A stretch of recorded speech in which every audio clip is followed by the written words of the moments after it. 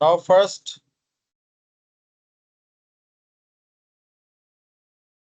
আমি যেটা বলতেছিলাম যে নেগোশিয়েবল ইনস্ট্রুমেন্ট অ্যাক্ট এটা 1881 সালের, কিন্তু এটা মনে করার কোনো কারণ নাই যে এটা 150 বছরের পুরনো।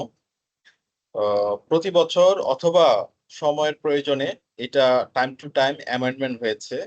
অ্যামেন্ডমেন্ট হয়ে এটা 2026 সালের জন্য উপযোগী হয়েছে এবং এটা এখন বলবৎ। As and when required, it has changed according to the need. Okay. Now, definition of the Negotiable Instrument Act. Somebody please go through this Negotiable Instrument Act definition.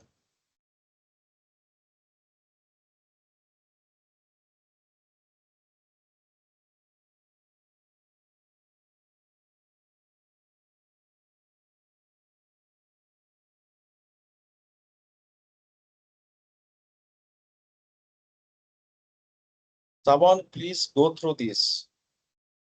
A negotiable instrument means a promissory note, bill of exchange, or check payable either to order or to bearer.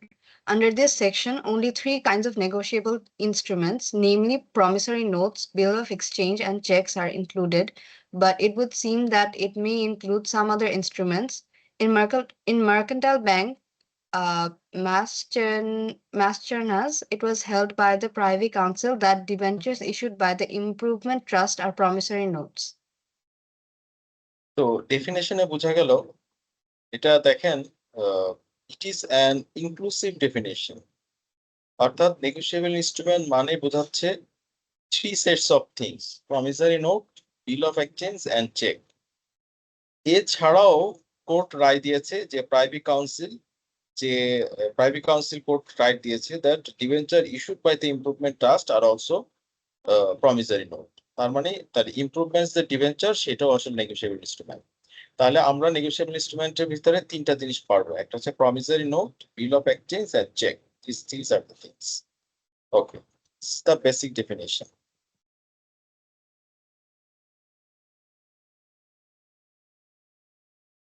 এখন আসি নেগোসিয়েশনের মানে কি। নেগোসিয়েশনের মানেটা is very simply, এটা এক হাত থেকে অন্য হাতে যাবে without any restriction but based on sub condition. কি বলছি?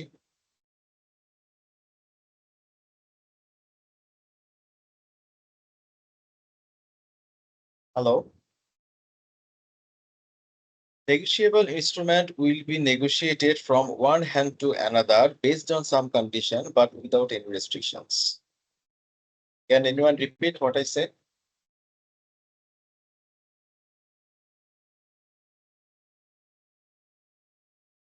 আরেকবার বলো তো কাইন্ডলি। নেগোশিয়েবল ইনস্ট্রুমেন্টের নেগোসিয়েশন শব্দটার মানে হচ্ছে একটা ইনস্ট্রুমেন্ট বা একটা দলিল এক হাত থেকে অন্য হাতে যাবে based on some process but without any restriction. অর্থাৎ আমি একটা প্রমিসারি নোট আপনাকে দিলাম, সে আপনি অ্যাড্রেস করলেন, আবার আরেকজনকে দিলেন, আরেকজন একটা প্রমিসারি নোট দিল, আবার আরেকজনকে দিল। হ্যাঁ, এভাবে এক হাত থেকে অন্য হাতে এটা বদল হয়ে আসবে। এখানে কিছু কন্ডিশন থাকবে বাট কোনো রেস্ট্রিকশন নাই যে না আপনি আর এটা দিতে পারবেন না। If you fulfil this condition আপনি এক হাত থেকে আরেক হাতে দিতে পারেন। যেমন আপনি যখন টাকা হস্তান্তর করেন, একটা নোট 500 টাকা নোট আপনি একজনকে দিলেন, সে আবার আরেকজনকে দিবে, সে আবার আরেকজনকে দিবে।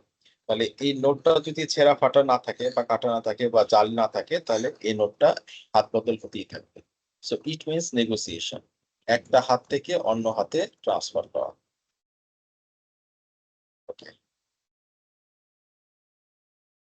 এখন দেখেন নেগোশিয়েবল ইনস্ট্রুমেন্টের সেকশন 14 বলছে when a promissory note, bill of exchange or check is transferred to any person so as to constitute that person the holder thereof, the instrument is said to be negotiated.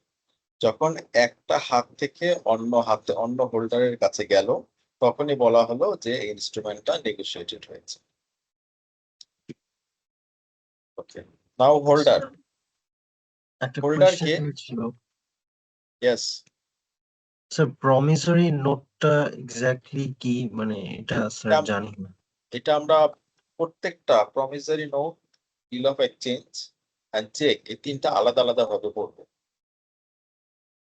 আগে আমরা negotiable ইনস্ট্রুমেন্টের instrument অ্যাক্টের negotiation বলতে কি বোঝায় সেটা শিখি।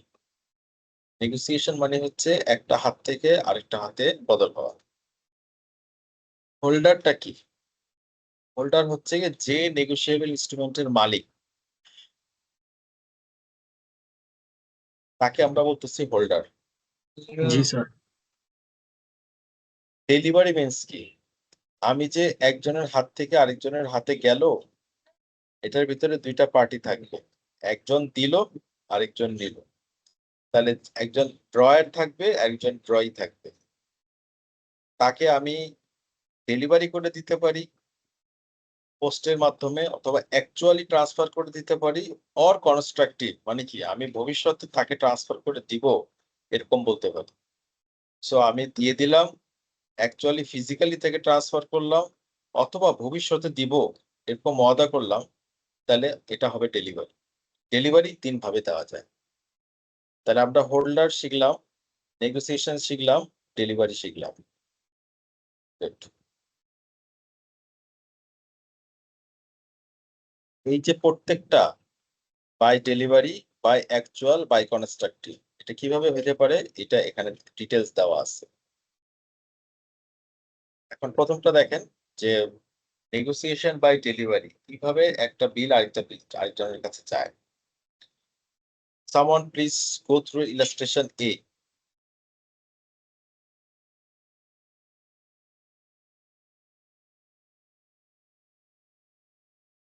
A. The holder of negotiable instrument payable to bearer delivers it to B's agent to keep for B.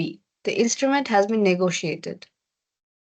তাহলে আমরা কি জানি যে এজেন্ট কাকে বলে, প্রিন্সিপাল কাকে বলে? স্যার এজেন্ট হচ্ছে গিয়ে যে কারো অন বিহাফ অফ সামওয়ান কাজ করে। যার পক্ষে কাজ করে তাকে বলা হয় প্রিন্সিপাল। যার পক্ষে যে কাজ করে তাকে বলা হয় এজেন্ট, তাই না? এখানে কি বলছে, জি, এ the sir. Holder of a negotiable instrument payable to bearer delivers to B's agent to keep for B. The instrument is negotiated, মানে এর কাছ থেকে বির কাছে যাবে, তা নট নেসেসারিলি বির কাছেই যেতে হবে, বির এজেন্টের কাছে গেলেও ধরে নেওয়া হবে যেটা নেগোসিয়েশন হয়ে গেছে, হাত বদল হয়ে গেছে। বোঝা গেল? Yes sir. এবার বি এর এক্সাম্পলটা দেখেন।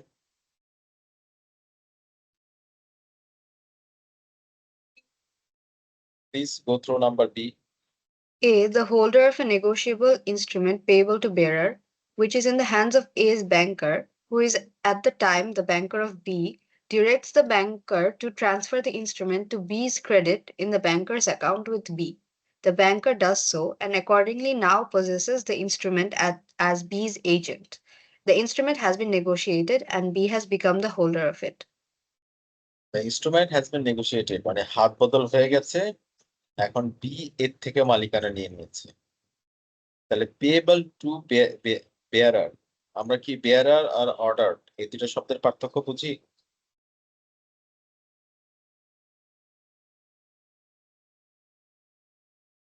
Do I understand the difference between bearer and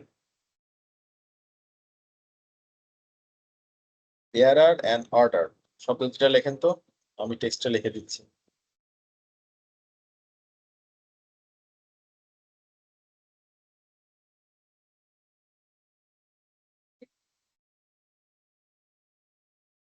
Bearer or order?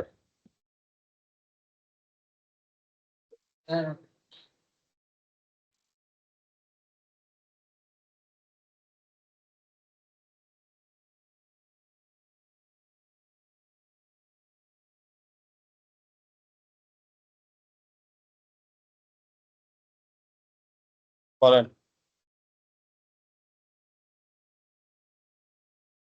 Now, sir, এটা clear না bearer আর orderটা। Rest of the class?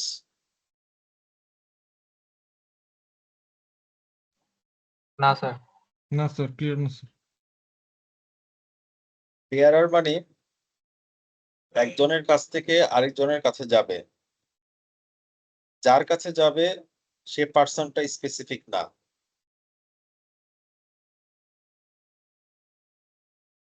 R order হচ্ছে একজনের কাছ থেকে আরেকজনের কাছে যাবে, যার কাছে যাবে সেই স্পেসিফিক। যেমন বেয়ারার চেক, যে চেক ব্যাংকে নিয়ে যাবে ব্যাংক তাকে টাকা দিতে বাধ্য। আর অর্ডার চেক বলে দিবে যে প্লিজ পে মিস্টার বি, তাহলে শুধুমাত্র বি টাকাটা তুলতে পারবে, অন্য কেউ না।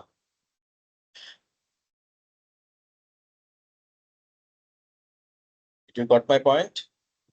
স্যার মানে বিয়ারের ক্ষেত্রে স্যার মানে বি বি বি এর হয় অন্য কেউ টাকা তুলতে পারবে, কিন্তু অর্ডারের ক্ষেত্রে বি কেই টাকাটা জি, তুলতে হবে এরকম। চেকের ভিতরে লেখা থাকবে প্লিজ পে মিস্টার বি, তাহলে এটাকে বলে অর্ডার, অর্থাৎ বি টাকাটা তুলতে পারবে। আর যদি কোনো কিছু লেখা না থাকে তাহলে যে কেউ টাকাটা তুলতে পারবে। So this is the difference between bearer and order. When the recipient is specific, it is called ordered. When the recipient is not specific or not mentioned, anyone can receive it, then it is called bearer.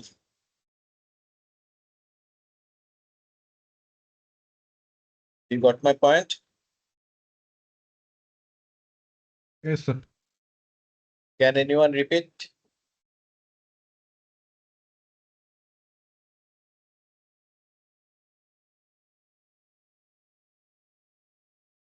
Sir বিয়ারের ক্ষেত্রে sir মানে recipient mention থাকে না, মানে যে কেউ মানে যার কাছে পাঠাবে তার হয়ে যে কেউ টাকাটা তুলতে পারে। আর অর্ডারের ক্ষেত্রে মানে যে যাবে তার কাছেই টাকাটা দিতে হবে, অন্য কেউ টাকা তুলতে পারবে না। Yes. The recipient is fixed. For bearer, the recipient is not fixed. Anybody can be recipient. For ordered, the recipient is to be a specific person or entity. Okay. Endorsement শব্দটার অর্থ বুঝি আমরা। Endorsement, please go through this paragraph. Subject to the provision of Section 58, a promissory note, bill if exchange or check payable to order is negotiable by the holder by endorsement and delivery thereof. So endorsement means চেকের, for example very simple, আপনি একটা check একজনকে দিলেন, সে টাকাটা তুললো না, সে চেকের পেছনে তার সাইন করে আবার আরেকজনকে দিয়ে দিল, ইট ইজ কল্ড এন্ডোর্সমেন্ট। অর্থাৎ when the recipient himself or herself didn't get the money but he transferred it to other one. A B কে একটা চেক দিল, বি টাকাটা না তুলে এটা সি কে দিয়ে দিল একটা সাইন করে, then it is called endorsement. তাহলে এন্ডোর্সমেন্ট মানে কি হবে?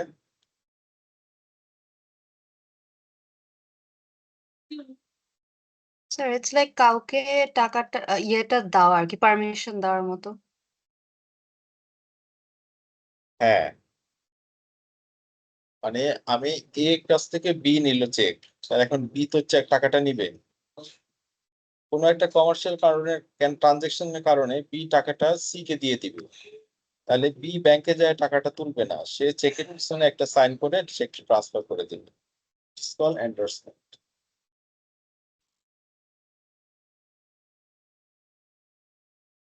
বুঝা গেল? Yes, sir.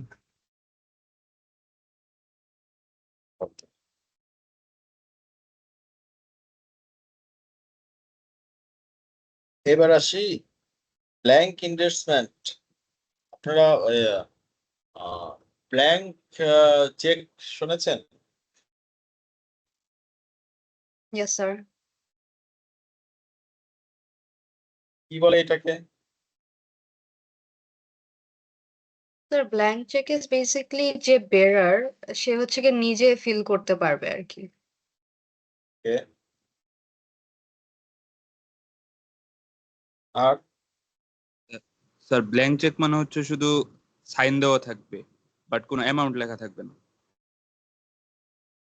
তো কি তাই?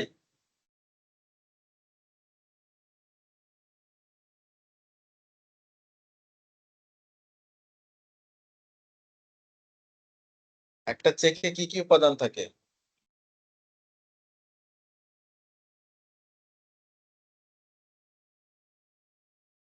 স্যার কাকে পে করা হচ্ছে তার নাম, তারপর বা অথবা ব্যাংক অ্যাকাউন্ট নাম ইনফরমেশন, তারপর কত অ্যামাউন্ট দেওয়া হচ্ছে, আর একটা সিগনেচার থাকে।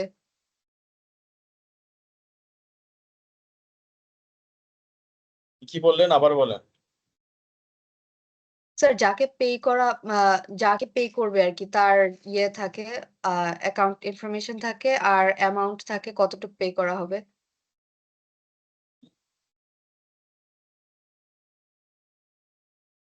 একটা চেকের অ্যামাউন্ট থাকবে, কে পে করছে তার সিগনেচার থাকবে, চেকের ডেট থাকবে, অ্যামাউন্টটা কথায় এবং অঙ্কে দুইটাই থাকবে। যদি স্পেশালি টাকার ফিগারটা লেখা না থাকে, then it is known as blank check.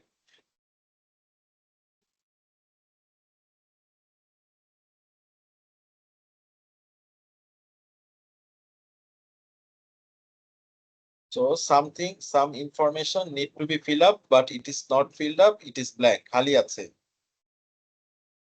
So নেগোসিয়েশনটা blank হইতে পারে। কিরকম?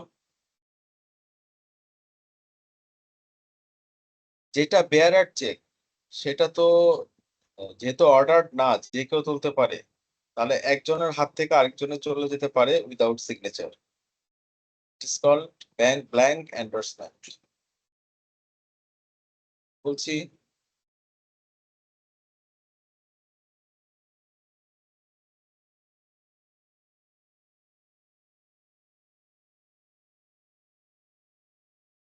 তো বিআরআর এর ক্ষেত্রে স্যার সিগনেচার ছাড়াই স্যার মানে অন্য একজনের হাতের বদলে অন্য হাতে চলে আসতে পারে মানে এটার কারণে মানে ব্ল্যাঙ্ক ইন্ডোর্সমেন্টটা।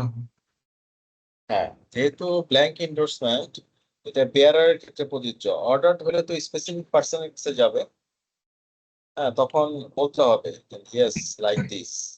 যেহেতু এটা স্পেসিফিক পার্সন নাই, মেয়ারলি একজনের কাছ থেকে আরেকজনের কাছে চলে যেতে পারে, then it is called blank endorsement. Okay. একবার এন্ডোর্সমেন্ট হয়ে গেলে জিনিসটা হাত বদল হয়ে গেল। এখানে কিছু এক্সাম্পল আছে, এই এক্সাম্পল গুলো ভালো করে পড়েন এবং বোঝার চেষ্টা করেন। এখানে কয়টা আছে? A B C D E F G, 1 2 3 4 5 6 7, 7টার জন্য আমি 5 মিনিটস টাইম দিচ্ছি। Then you have to find it out whether it has been endorsed or not, whether it is payable or bearer. এখানে বি সি করে দেওয়া আছে।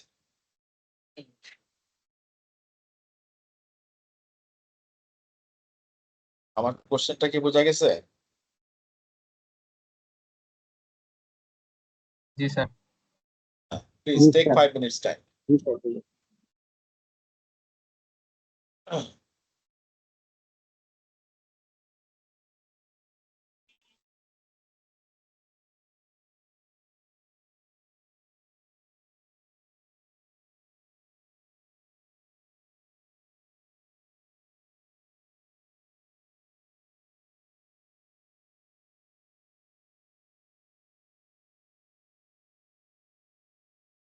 First নাম্বারটার answer কি হবে?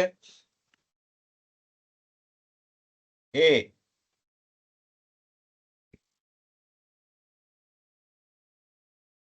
স্যার এটা অর্ডার হবে। বি।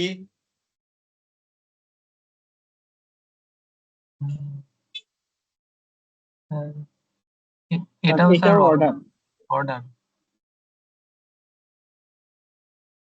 ওকে। সি।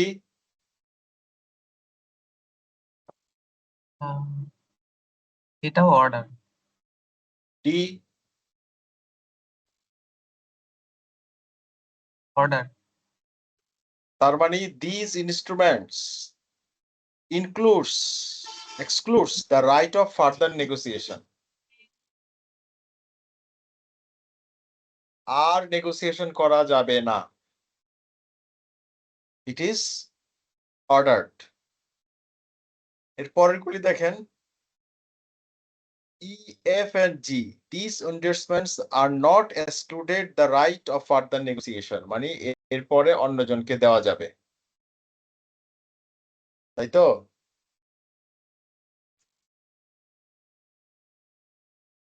পে সি, সি কিন্তু আরেকজনকে দিতে পারে। Pay C value in the account with the Oriental bank, অন্যকে দেওয়া যাবে। সি থেকে ডি, ডি থেকে যেতে পারবে। Pay the content to C being a part of the consideration in a certain deed of assignment executed by C to the endorser and others. তাহলে and others মানে further আরেকজনকে দেওয়া যেতে পারে।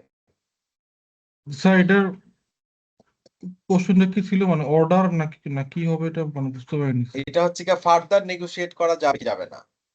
যদি অর্ডারড হয় তাহলে ফার্দার নেগোশিয়েট করা যাবে না, যাকে বলছে তাকেই দিতে হবে। আর যদি বেয়ারার হয় তাহলে ফার্দার নেগোসিয়েশন করা যাবে।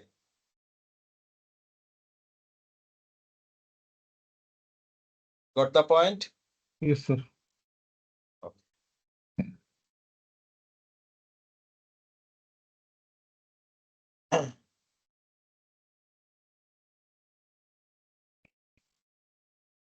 আপনাদের পরীক্ষা কবে?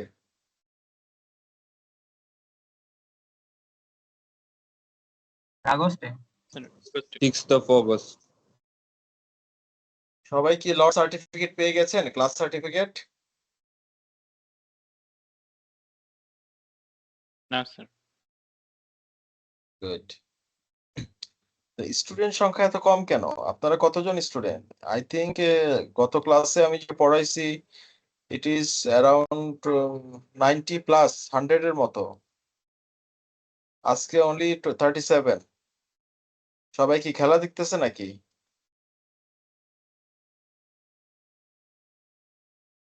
স্যার আমাদের ফার্স্ট ক্লাসে অ্যারাউন্ড 50 মানুষ ছিল, আর এর পরের ক্লাসগুলোতে 40 to 45 থাকে।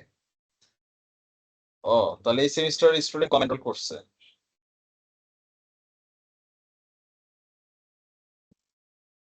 Right.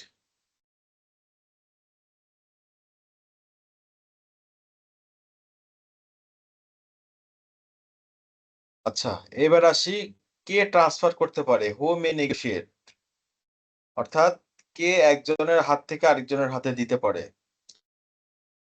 তার আগে একটা সিম্পল কোশ্চেন করেন যে জমি কে বিক্রি করতে পারে? যে কোনো একটা জমি কে বিক্রি করতে পারে? The landowner. ল্যান্ড ওনার, জমির তার মানে মালিক। কি মালিক, তাই তো? তো আপনি যেটা বলতে চাচ্ছেন যে যে যে জিনিস বিক্রি করবে তার মালিকানা থাকতে হবে, এরকমই তো? Yes sir. ওকে, তাহলে যার যার মালিকানা নাই সে জিনিস বিক্রি করতে পারে না। হয় তার মালিকানা থাকতে পারবে অথবা মালিকের পক্ষ থেকে পাওয়ার অফ অ্যাটর্নি থাকতে হবে, তাই তো? জি sir.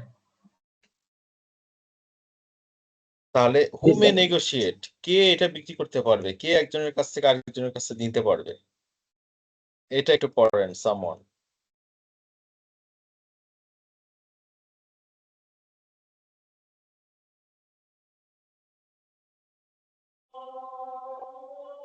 Every sole maker, drawer, or payee or endorsee, or all of several joint makers, drawers, payee, or endorsee of a negotiable instrument may, if the negotiability of such instrument has not been restricted or excluded, as mentioned in the section 50, endorse and negotiate the same. তার মানে যে বানায় সে, maker makee, drawer drawee, payer payee, endorser endorsee, এগুলি কি? একজন payer আর একজন receiver. Did you get my point?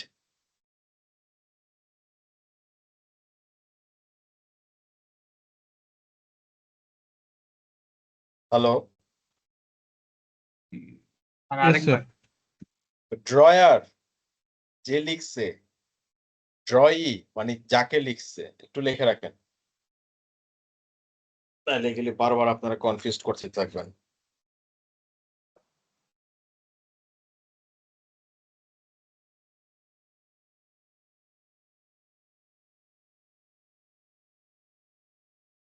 Drawer, ড্রয়ি।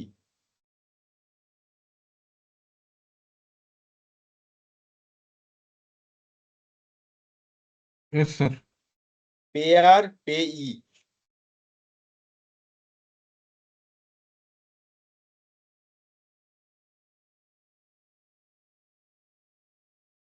Yes, sir.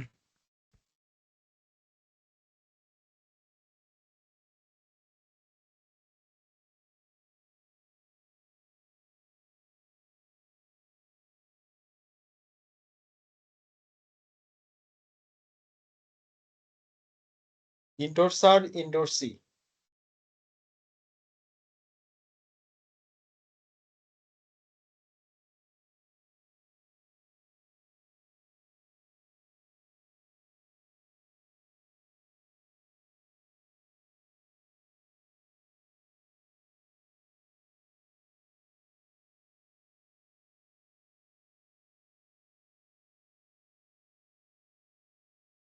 Yes, sir.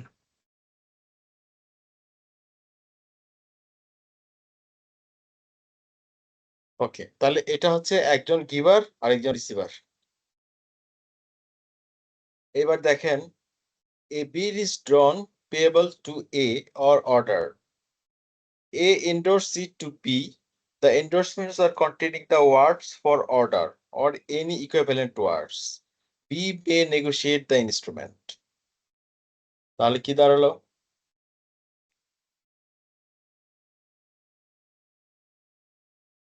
এ একটা বিল লেখছে, ও এ না, এ বিল ইজ ড্রন আর পেয়েবল টু এ, অর্থাৎ এ কে বিল দিতে হবে। এ একটা বিল পাইছে, এ আবার এটা বি কে দিছে। The endorsement not containing the words for or order or any equivalent order. B may negotiate the instrument. এটা who may negotiate এটার এক্সাম্পল। যেহেতু অর্ডার কথাটা নাই, তাহলে বি এইটা সি কে দিতে পারে, সি এইটা ডি কে দিতে পারে। আর যদি বলতো a bill is drawn payable to B or anyone, অথবা পেয়েবল টু এনিওয়ান, অথবা পেয়েবল টু শব্দটা থাকতোই না, তাহলে এটা ফার্দার নেগোশিয়েট করা যাইতো।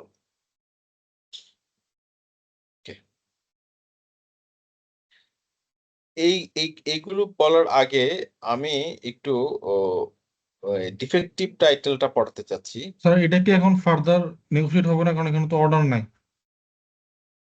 হ্যাঁ, এই তো বলতেছো, এই যে এইটাই তো বলতেছে, B may negotiate the instrument. B C কে দিবে, সি ডি কে দিবে। মে নেগোশিয়েট করতে পারে তো, যাবে।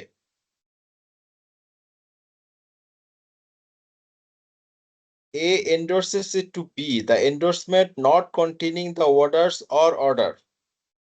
এই শব্দগুলি লেখা নাই, যেহেতু লেখা নাই, এই ধরনের শব্দ লেখা নাই, ইকুইভ্যালেন্ট ওয়ার্ডস লেখা নাই, অতএব বি এটা অন্য কাউকে দিয়ে দিতে পারে।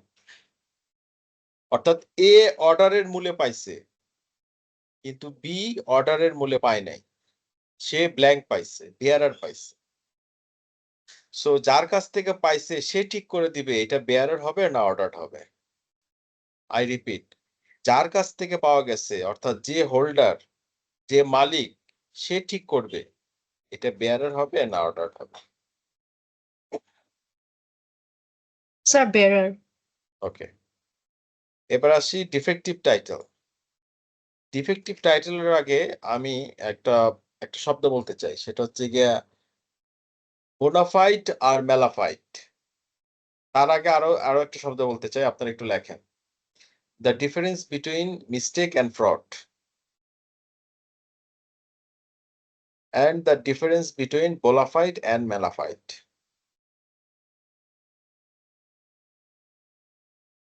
কি বলছি?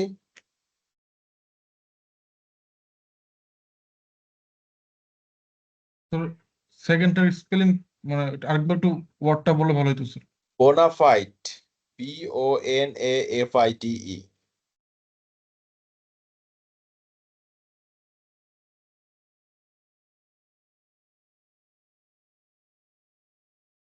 আরেকটা শব্দ হচ্ছে মেলাফাইড,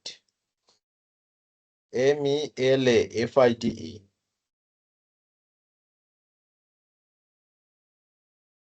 এই দুইটা ডেফিনেশনের জন্য 2 minutes time.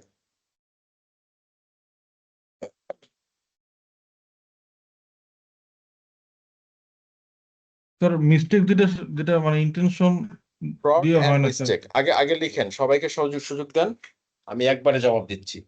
Take 2 minutes time.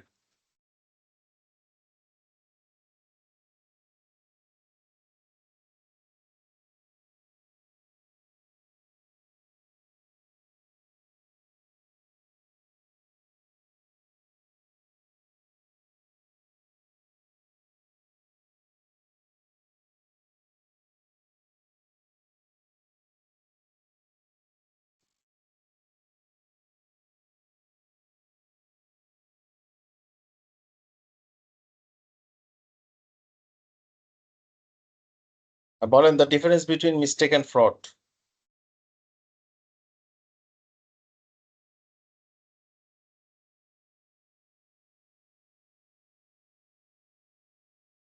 The difference between mistake and fraud.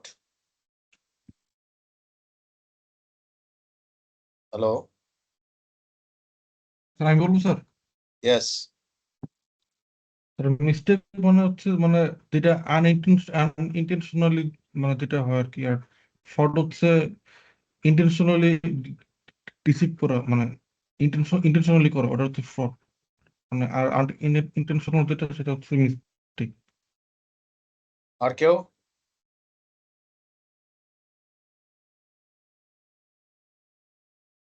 সবাই কি একমত ওনার সাথে?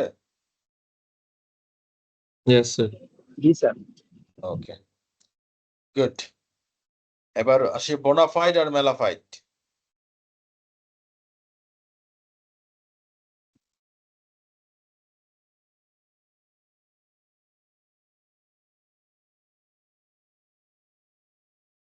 So Well, good faith or bad faith? Good faith আর ব্যাড ফেইথ। তাহলে দেখেন কেউ কোনো কাজ গুড ফেইথে করছে, তাহলে এটা হবে বোনাফাইড, খাঁটি। আর কেউ জেনে শুনে ইচ্ছা করে এই কাজটা করছে, সেটা হচ্ছে মেলাফাইড। হ্যাঁ, অর্থাৎ তার মেনস্রিয়া আছে। দেখেন মেনস্রিয়া মানে দুষ্ট মন। আমি চ্যাট বক্সে লিখে দিচ্ছি।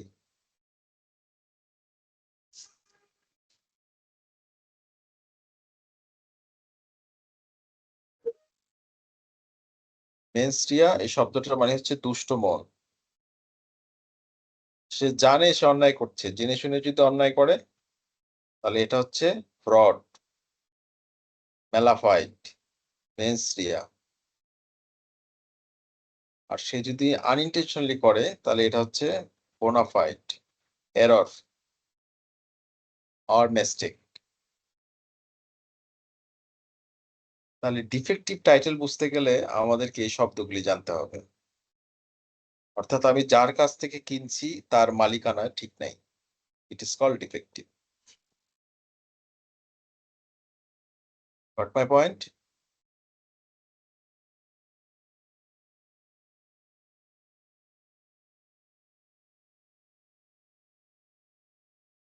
Yes sir.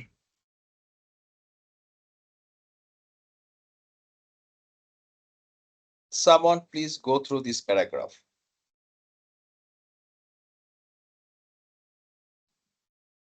When a promissory note, bill of exchange, or check has been lost or has been obtained from any maker, drawer, acceptor, or holder thereof by means of an offense or fraud, or for an unlawful consideration, neither the person who finds or so obtains the instrument, nor any possessor or endorsee who claims through such person is entitled to receive the amount due thereon from such maker, drawer, acceptor, or holder, unless such possessor or endorsee is, or some person through whom he claims was, a holder thereof in due course. ওকে, তাহলে আমরা জানি negotiable ইনস্ট্রুমেন্টের 3টা part. এটার যে কোনো একটাকে আমরা negotiable instrument বলবো। এটা কি কি? Promissory note, bill of exchange or cheque. হ্যাঁ, এখন এই নেগোশিয়েবল ইনস্ট্রুমেন্টের যে কোনো একটা হারাই গেছে, আপনি কুড়িয়ে পেয়েছেন, কিন্তু এখন যার কাছ থেকে আপনি পেয়েছেন সে আপনাকে বলে নাই যে সে কুড়ায় পাইছে, তাহলে এইটার টাইটেল কি ডিফেক্টিভ হবে? অর্থাৎ আপনি কি মালিকানা পাবেন?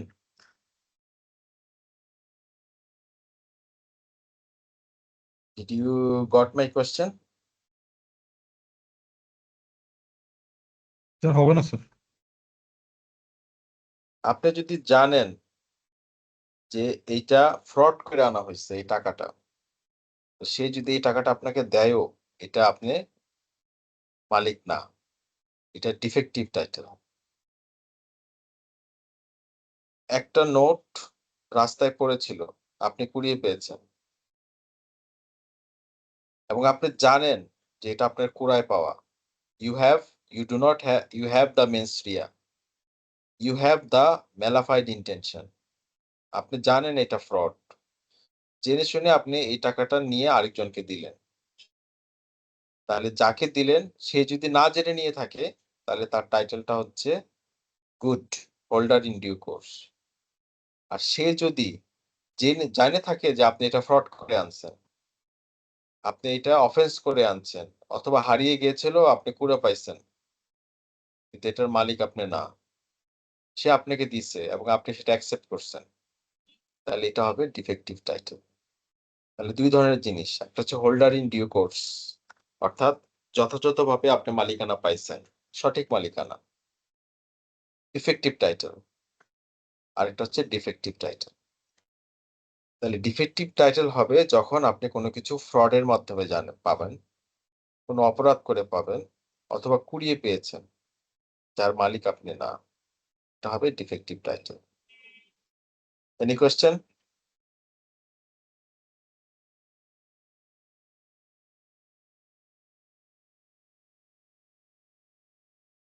স্যার মানে আরেকজনের কাছ থেকে আমি যেটা পেয়েছি, মানে যার কাছ থেকে পেয়েছি, মানে সে যে ফ্রড ফ্রড করেছে, সে এটা সেটা ফ্রড যদি আমি করে আনছে, সেটা সে আপনি ফ্রড করে জানেন। আনছে, যদি আমি না জানি তাহলে এটা এটা না না না, effective যদি হবে? না জানেন তাহলে হোল্ডার ইন ডিউ কোর্স, আপনি যথাযথ মালিকানা Yes, পাবেন।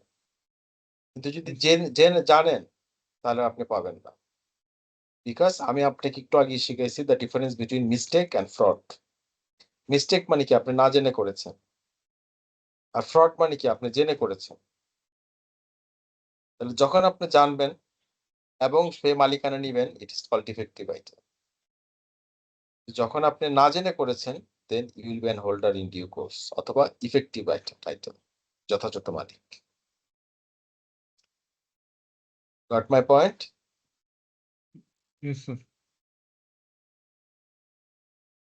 এখন দেখেন নেগোশিয়েবল ইনস্ট্রুমেন্টের 4টা ক্যারেক্টারিস্টিক্স বলছে।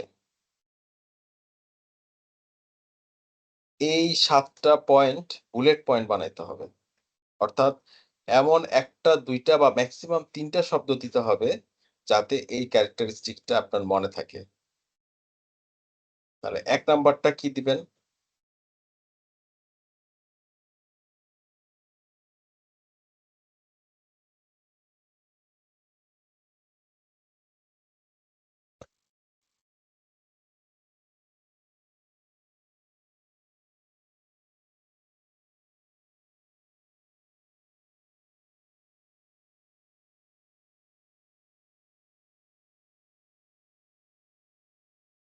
Someone please go through number 1.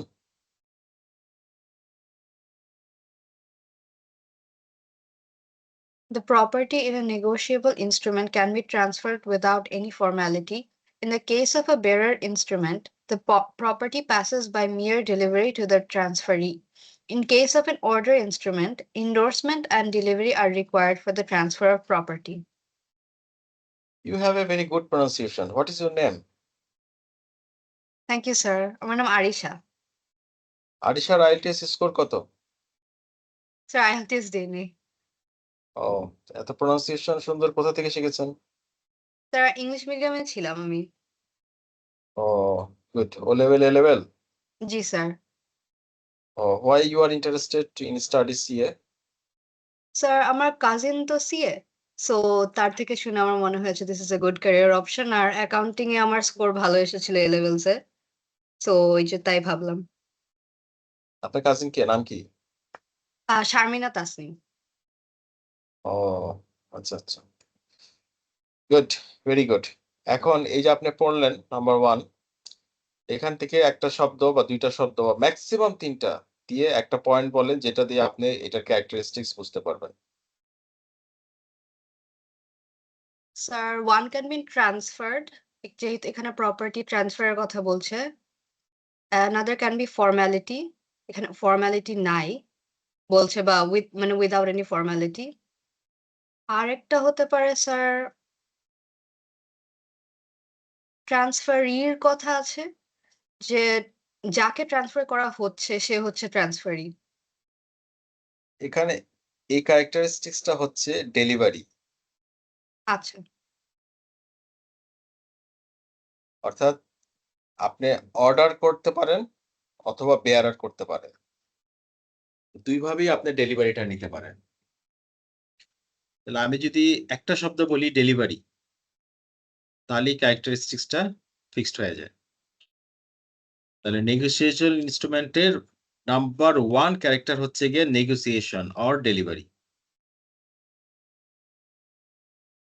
অর্থাৎ এক মানুষের হাত থেকে অন্য মানুষের হাতে কিভাবে যাবে।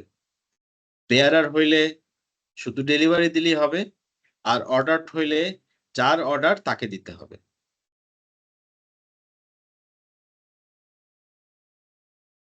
বুঝা গেল? জি স্যার। Yes sir. তাহলে এটার পয়েন্ট লেখেন delivery.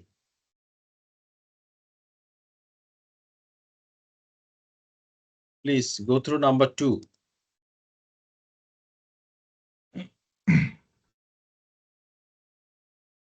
2. The transferee of a negotiable instrument is known as holder in due course. A bona fide transfer for value is not affected by any defect of title on the part of the transfer or of any of the previous holders of the instrument. This is the main distinction between a negotiable instrument and other subjects of ordinary transfer. এটা 1 minute চিন্তা করেন কি বলা যায়। ক্লাসের সবাই please.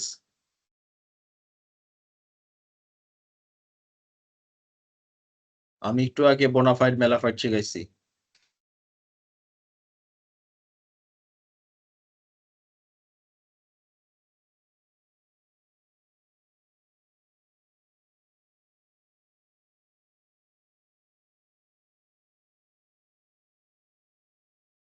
তো এটা ট্রান্সফারি বোনাফাইড আর হবে স্যার। ট্রান্সফারর এই দুইটার মধ্যে পার্থক্য কি?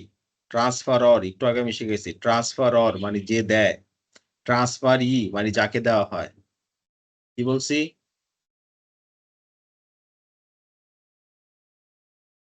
তো ট্রান্সফার মানে যে দে, ট্রান্সফারি যাকে দেয়া হয়েছে। রাইট। এখন যাকে দেওয়া হয়েছে সে সঠিক মালিক কিনা কি করে বোঝা যাবে? সে যদি খাঁটি যদি বিশ্বাস বোনাফাইডে নিয়ে থাকে, আর সে যদি জেনে শুনে আগের ডিফেক্টিভ টাইটেল নিয়ে থাকে, তাহলে তাকে হোল্ডার অন ডিউ কোর্স বলা যাবে না।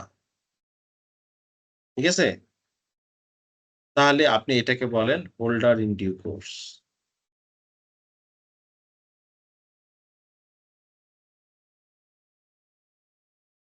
নাও number 3,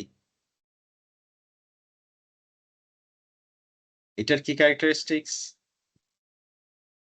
The transferee of the negotiable instrument can sue in his own name in case of dishonor. অর্থাৎ যাকে দেওয়া হয়েছে সে যদি দিন শেষে ডিসঅনার্ড হয়, অর্থাৎ টাকা না পায়, তাহলে সে তার নিজের নামে মামলা করতে পারে। অর্থাৎ তাহলে এটা কি হবে? কমপ্লেনেন্ট অর্থাৎ অভিযোগকারী। অভিযোগকারী কে নিজের হবে? যাকে ওইটার মালিকানা দেওয়া হয়েছে, ট্রান্সফারি। ট্রান্সফারর মানে যে দিয়েছে, ট্রান্সফারি মানে যাকে দেওয়া হয়েছে। তাহলে যাকে দেওয়া হয়েছে সে যদি টাকা না পায় তখন সে তার নিজের নামে মামলা করতে পারবে। Goat my point? নিজের নামে মামলা, মানে এটা বুঝলাম না স্যার। মানে সে হবে কমপ্লেনেন্ট যে আমি টাকা পাই নাই, বাদী, এটা- মামলার বাদী, এটা যদি কমপ্লেনেন্ট। স্যার ম্যালাফাইড হয় তাহলে কি তো মনে হয় পারবে না। ম্যালাফাইড হলে পারবে না তো, ম্যালাফাইড হলে তো সে হোল্ডার ইন ডিউ কোর্সই হইল না। সে যদি হোল্ডার ইন ডিউ কোর্স না হয় তাহলে সে পারবে না। তাকে পারতে গেলে অবশ্যই বোনাফাইড ইন্টেনশনে নিতে হবে। Okay, please go through number 4. A negotiable instrument can be transferred any number of times till it is at maturity. The holder of the instrument need not give notice of transfer to the party liable on the instrument to pay. Good. কি লিখতে পারেন একটা দুইটা শব্দ?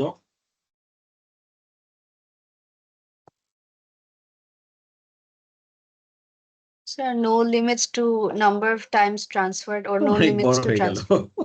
আচ্ছা, অনেক বড় হয়ে গেল। একটা দুইটা শব্দ মারতে হয় যেটা পরীক্ষার হলে আপনার মনে থাকে। এটা আপনি লিখতে পারেন টাইমস। ম্যাচুরিটি দেওয়া যেতে পারে। টাইমস লিখতে পারেন, টাইমস অথবা frequency,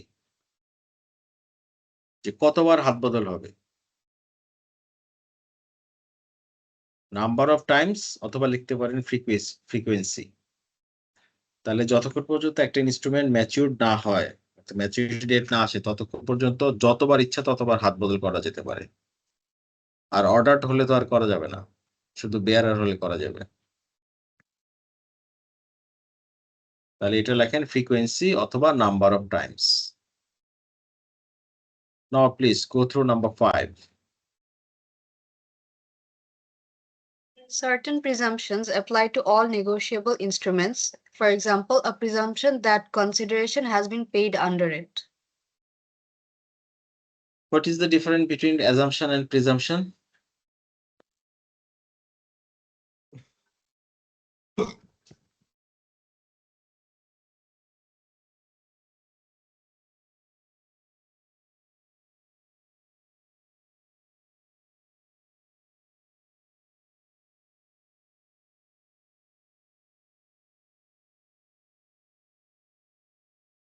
What is the difference between assumption and presumption?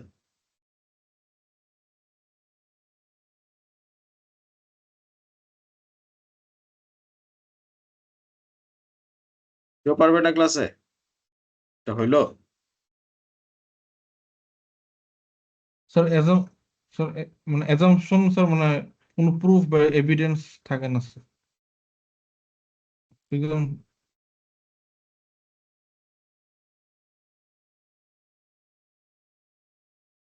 বলো। তার মানে ট্রু ধরা হয়, মানে কোনো প্রুফ থাকে না, এভিডেন্স থাকে না অ্যাজাম্পশন। আর প্রিজাম্পশনে স্যার সম্ভবত কোনো এভিডেন্স থাকে, কোনো প্রুফ থাকে স্যার। অ্যাজাম্পশন এটা হচ্ছে যে মানে প্রুফ ছাড়াই অ্যাকসেপ্ট করে নেয় আর কি অ্যাজাম্পশন স্যার। হ্যাঁ, অ্যাজাম্পশন হচ্ছে গিয়া এটা ডাটা এবং তথ্যের ভিত্তিতে অ্যানালাইজ করা হয় নাই।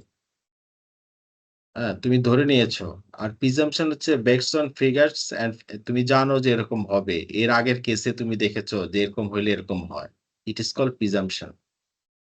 তাহলে আমরা নেগোশিয়েবল ইনস্ট্রুমেন্টের ক্ষেত্রে কিছু প্রিজাম্পশন ধরে নেই যে এটার একটা ড্রয়ার আছে, এটা একটা ড্রয়ি আছে, এটার একটা অ্যামাউন্ট আছে, এটার এগেনস্টে একটা ট্রানজেকশন হয়েছে, ট্রানজেকশন এগেনস্টে টাকা দিতে পারে নাই, টাকা দিতে পারে নাই দেখে একটা চেক দিছে অথবা একটা বিল অফ এক্সচেঞ্জ দিছে।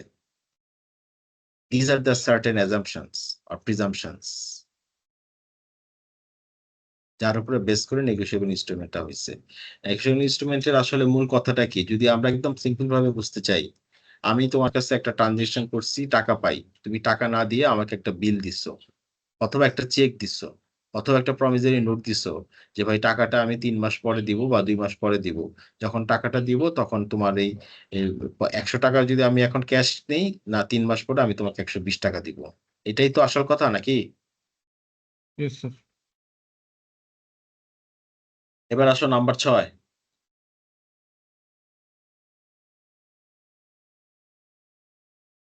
It is as good as cash because cash can be obtained any moment before the date of maturity by paying a small commission.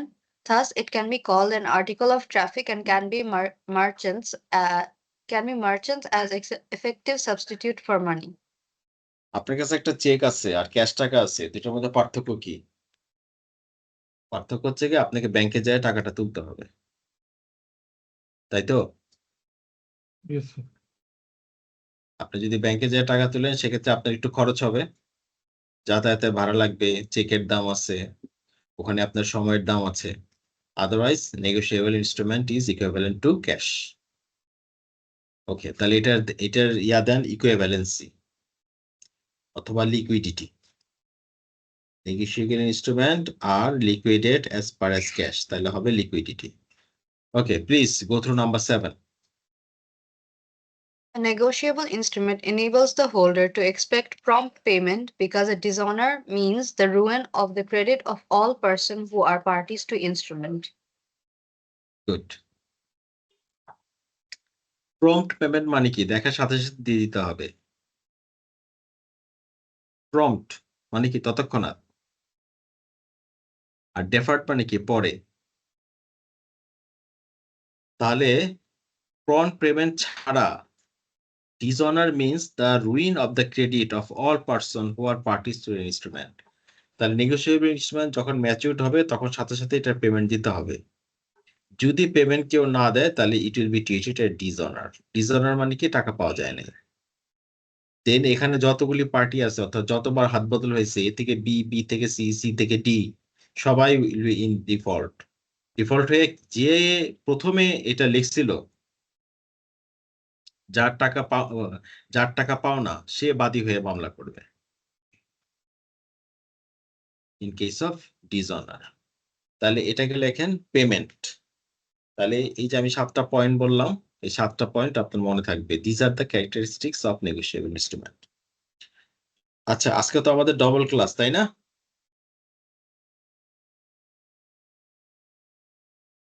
Hello, হ্যাঁ স্যার। আমরা তো 10টা পর্যন্ত আছি। আমরা ছোট্ট একটা ব্রেক নেই, 10 মিনিটের একটা। আপনারা নামাজ টামাজ আচ্ছা। পড়ে নেন।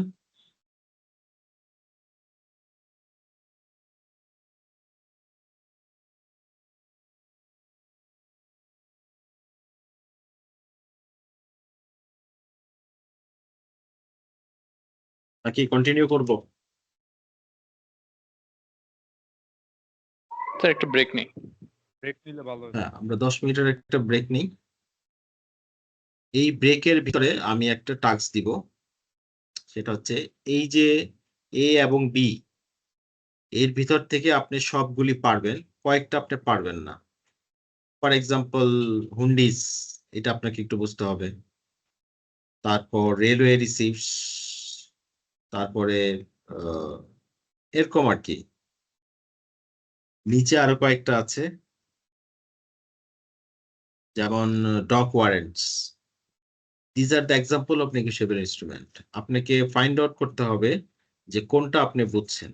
আপনি যেটা বুঝেন নাই ওটা আমি বলবো, আর যেগুলো আপনি বুঝতে ফেলছেন ওগুলি তো বুঝিয়ে ফেলছেন। তার ভিতরে হুন্ডিস, ডক ওয়ারেন্টস এগুলো হয়তো আপনি বুঝবেন না, but please try to find it out within this 10 minutes. Will be back. ঠিক আছে?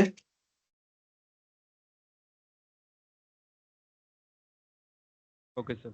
কি পারা যাবে? এগুলির ডেফিনিশন চাচ্ছি আমি। 1 2 3 এটা তো পারবেন। এখান থেকে আছে 7টা, এখানে আছে 5টা। এগুলি প্রত্যেকটাতে কি বোঝায়? দিস ইজ নেগোশিয়েবল ইনস্ট্রুমেন্ট আর this is non negotiable instrument. You have to find out the definition. Why this is negotiable, why it is not. Did you get my point? Yes, sir. Good. তাহলে 10 minute পরে দেখা হচ্ছে।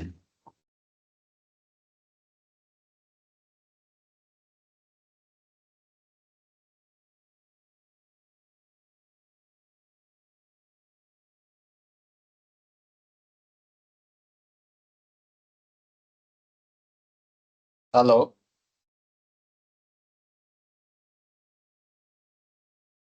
can you hear me?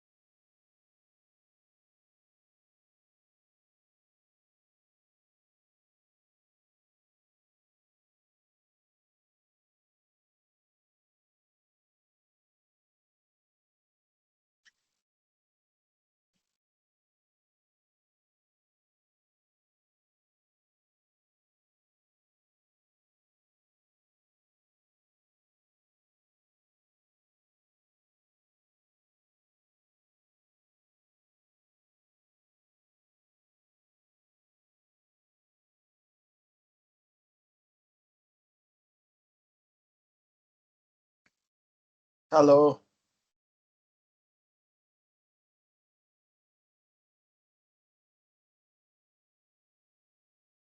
Sir B নাম্বারের topic গুলো একটু একটু explain করলে দিলে ভালো হয়।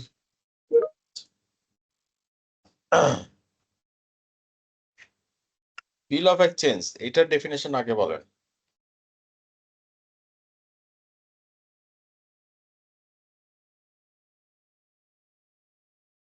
মানে একজনের কাছ থেকে ধার নেওয়া, সেটা মানে সেটা পরে আবার ফেরত দেওয়া, এটাই। না, এটা হচ্ছে একটা কমার্শিয়াল ট্রানজেকশন হয়েছে। there is a buyer and there is a seller. সে পণ্যটা বাকিতে কিনেছে অন ক্রেডিট। এখন একটা সময় পরে তো সে তার পণ্যের দাম চাইবে বা তাকে দিতে হবে। সো সে পণ্যের টাকাটা না দিয়ে একটা বিল দিল। এটা হচ্ছে বিল অফ এক্সচেঞ্জ। সে এক্সচেঞ্জ করলো through a bill, not by money. যে বিলটাতে যে লেখা থাকবে আমি তোমাকে অমুক তারিখে কত টাকা পরিশোধ করব। এবারে সে প্রমিসারি নোট। এখানে কোনো কমার্শিয়াল ট্রানজেকশনের ইস্যু নাই। এখানে আছে প্রমিস। একজন আরেকজনকে বলেছে যে আমি তোমাকে অত টাকা দিব। বাট তাদের ভিতরে সেল বা পারচেজ হয়েছে কিনা, কোনো কমার্শিয়াল ট্রানজেকশন হয়েছে কিনা এটা আমরা জানি না। এটা হচ্ছে প্রমিসারি নোট। কেউ কাউকে টাকা দেওয়ার প্রমিস করে।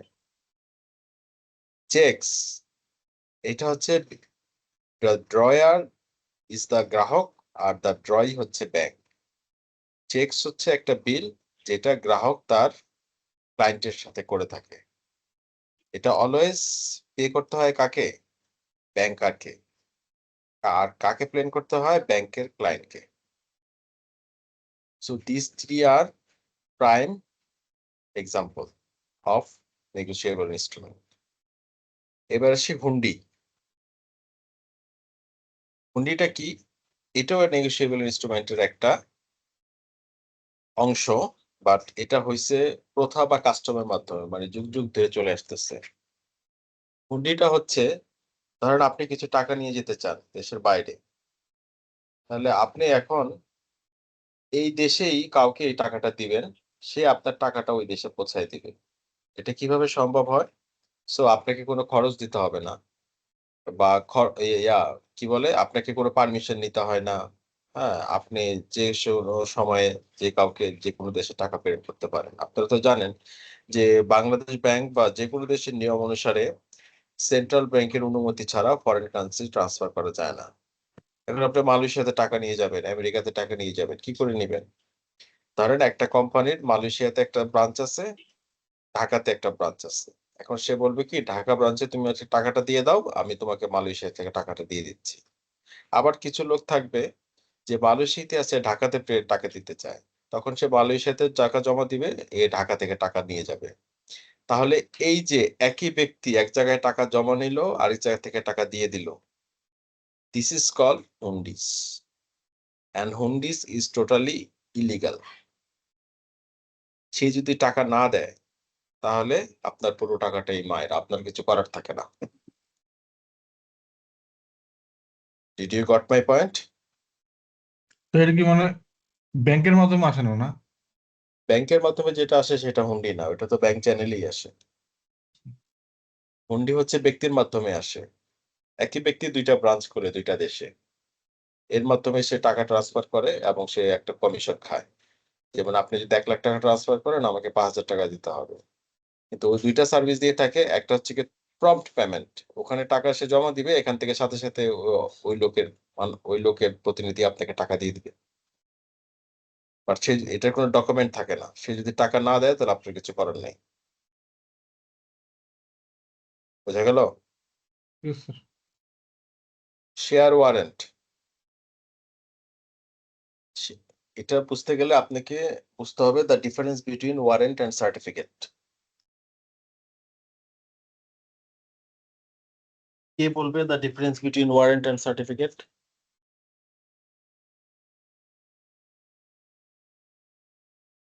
শেয়ার সার্টিফিকেট এবং শেয়ার ওয়ারেন্টের মধ্যে পার্থক্য কি?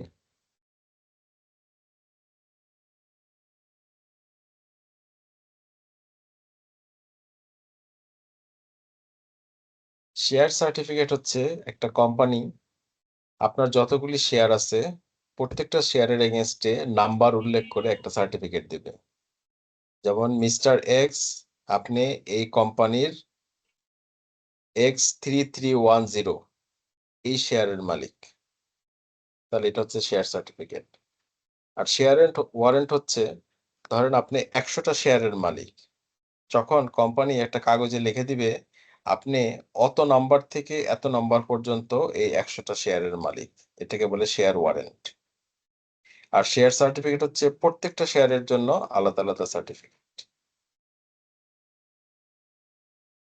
ডিভিডেন্ড ওয়ারেন্ট সেম, একটা কাগজে লেখা থাকে আপনি এই শেয়ারের ডিভিডেন্ড পাবেন এত নাম্বার থেকে এত নাম্বার পর্যন্ত। ব্যাংকার্স ড্রাফট, একটা ব্যাংক তার শাখাকে বা অন্য ব্যাংকে বলে যে তুমি ওকে এত টাকা দিয়ে দাও, this is called draft. Circular notes, এই যে টাকা পয়সা 10 টাকার নোট, 5 টাকার note, these are circular notes. Railway receipts, এটা হচ্ছে একটা রেলে আপনি রাজশাহী থেকে আনবেন, আপনি রেলের একটা বগিতে 1 কন্টেনার মাল দিয়ে দিয়েছেন, তা রেল কর্তৃপক্ষ আপনাকে একটা রিসিপ্ট দিবে যে হ্যাঁ আপনি এই কন্টেনার মাল পেয়েছেন, এটা আপনি ঢাকাতে নিয়ে যাবেন। এখন রেলের এই রিসিপ্ট আপনি ঢাকাতে যার কাছে মাল বিক্রি করছেন তার কাছে পাঠিয়ে দিবেন, যাতে সেই মালটা রেলওয়ে থেকে খালাস করতে পারে, এটা করে railway receipt. Delivery orders, delivery orders, যে আপনি কাউকে কোনো পণ্য ডেলিভারি করার জন্য অর্ডার দিয়েছেন, হ্যাঁ, যে ওকে 100 টন শিট দাও। হ্যাঁ, এখন এই যে ডেলিভারি অর্ডারস আপনি যাকে দিয়েছেন সে এটা বিক্রি করে ফেললো, যে না আমি এই শিটটা নিব না, এটা আপনি অন্য কাউকে দেন, it is called delivery order. তাহলে এই যে hundi, warrant, draft, notes, receipts, orders, এগুলো হচ্ছে গিয়ে নেগোশিয়েবল ইনস্ট্রুমেন্টের একটা অংশ, বাট এটা not by law, it is by custom. অর্থাৎ এটা প্র্যাকটিস হয়ে আসছে, আইনের দ্বারা হয় নাই, মানুষের আচার ব্যবহারের দ্বারা হয়েছে। এবার আসি কিছু জিনিস আছে যেটা নেগোশিয়েবল ইনস্ট্রুমেন্ট না, নন নেগোশিয়েবল, অর্থাৎ এটা শুধু একবারই হাত বদল হয়, একবারের বেশি এটা হাত বদল হয় না। যেমন মানি অর্ডার, আগে আপনারা শুনতেন না পোস্ট অফিসের মাধ্যমে মানি অর্ডার আসে, টাকা আসে, তাহলে এটা যার নামে আসে তাকেই টাকাটা দিতে হয়, আপনি এটা চাইলেই অন্য কাউকে দিতে পারবেন না। ডিপোজিট রিসিটস, যেমন এফডিআর, ফিক্সড ডিপোজিট রিসিটস, এটার একটা বড় এক্সাম্পল। অর্থাৎ নির্দিষ্ট সময়ের জন্য আপনি একটা ব্যাংকে টাকা রাখেন, ব্যাংক আপনাকে একটা এফডিআর বা ডিপোজিট রিসিপ্ট দেয়, এটা আপনি অন্য কাউকে দিতে পারবেন না, শুধু এফডিআর এর টাকা আপনি তুলতে পারবেন। শেয়ার সার্টিফিকেট একটু আগে আমি বলছি, হ্যাঁ, যে শেয়ার সার্টিফিকেট হচ্ছে গিয়ে আপনি কোম্পানির কততম শেয়ারের মালিক, প্রত্যেকটা শেয়ারের জন্য আলাদা আলাদা নাম্বার আছে, এটা হচ্ছে শেয়ার সার্টিফিকেট। আর অনেকগুলি শেয়ার যদি একসাথে করে একটা সার্টিফিকেট দেওয়া হয় সেটা হলো শেয়ার ওয়ারেন্ট। ডক ওয়ারেন্ট হচ্ছে রেলওয়ে রিসিপ্টের মতোই, এটা রেলওয়েতে আসে। আর ডক ওয়ারেন্ট হচ্ছে গিয়ে শিপ, অর্থাৎ শিপ যে জায়গায় নোঙ্গর করে সেখানে যদি মালগুলি ডেলিভারি করে তাহলে সেটাকে বলে dock warrants. So we have covered all the negotiable instrument by law, negotiable instrument by custom, and finally non-negotiable instrument. এই পর্যন্ত কারো কোনো কথা আছে কিনা, কোনো প্রশ্ন আছে কিনা বলেন?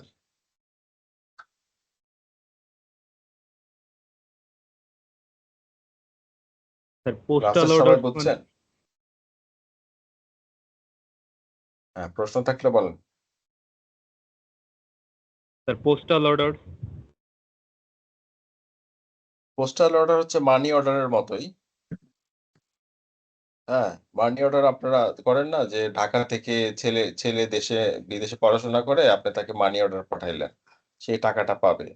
এটা যখন পোস্টের মাধ্যমে যায় এটাই পোস্টাল অর্ডার।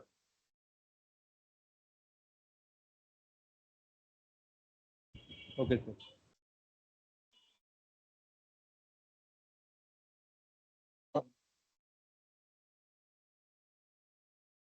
আর কিছু? ওকে, আমরা নেক্সট টাইম যেতে পারি। এই যে আমাদের যতগুলি প্রিজাম্পশন আছে একটা নেগোশিয়েবল ইনস্ট্রুমেন্টের, এগুলোর সবগুলোর এই 7টা ভাগে ভাগ করে দিয়েছি আমরা। এটা একটু বড় করে দেখাই।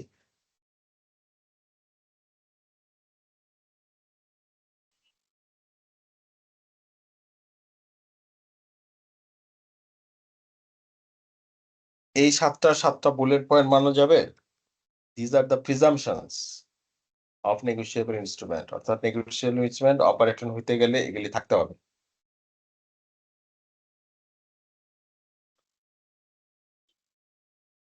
কেউ একজন নাম্বার 1 পড়েন।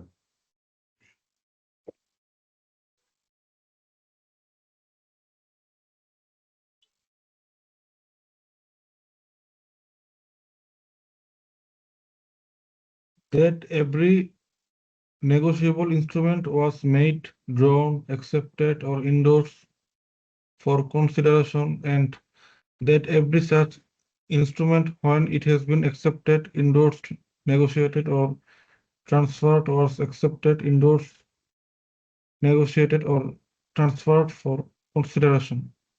কনসিডারেশন শব্দের মানে কি?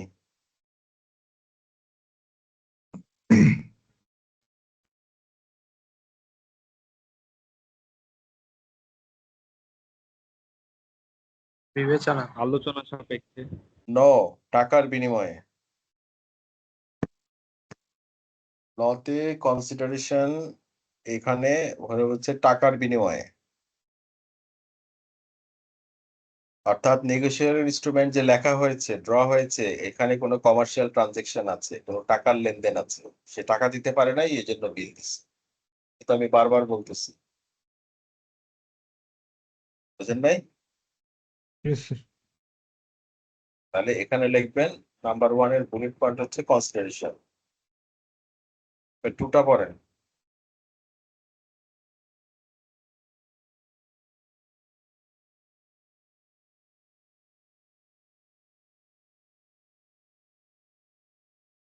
That the date on the instrument is the date on which it was drawn. অর্থাৎ যে তারিখের বিল ওই তারিখটাই দিতে হবে। আপনি বিল ড্র করলেন এখন, তারিখ দিলেন 3 মাস পরে, সেটা হবে না। ব্যাংকে যদি চেক লেখেন তাহলে আজকে যদি যান তাহলে আজকের ডেটই দিবেন। আপনি ভবিষ্যতের ডেট দিতে পারেন, 6 মাস পর্যন্ত ডেট ভ্যালিড থাকে। 6 মাসের পরে ব্যাংক ওইটা চেকের টাকা দিবে না। চেকের ভ্যালিডিটি 6 মাস থাকে। ওকে, number 3। That every bill of exchange was accepted within a reasonable time and before maturity. তাহলে আপনি একটা বিল লিখলেন, এটাতে অ্যাকসেপ্ট করতে হবে। যখন লিখলেন, যদি কেউ অ্যাকসেপ্ট না করলো তাহলে ততক্ষণ পর্যন্ত সেটা বিল হইলো না। তাহলে যখন লিখবেন তখনই অ্যাকসেপ্ট হইতে হবে, অথবা একটা রিজনেবল টাইম 2-3 দিনের ভিতরে অ্যাকসেপ্ট হইতে হবে। সর্বোচ্চ টাইম হচ্ছে ম্যাচুরিটি। 3 মাসের একটা বিল আপনি অ্যাকসেপ্ট করলেন 4 মাসে, তাহলে ওইটার তো কোনো ভ্যালু নাই। 3 মাসের ভিতরে অ্যাকসেপ্ট করতে হবে। Number 4, That every transfer of a negotiable instrument was made before its maturity.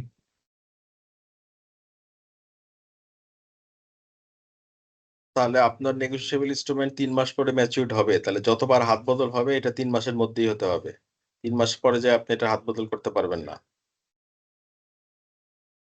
Yes, sir. এবার 5,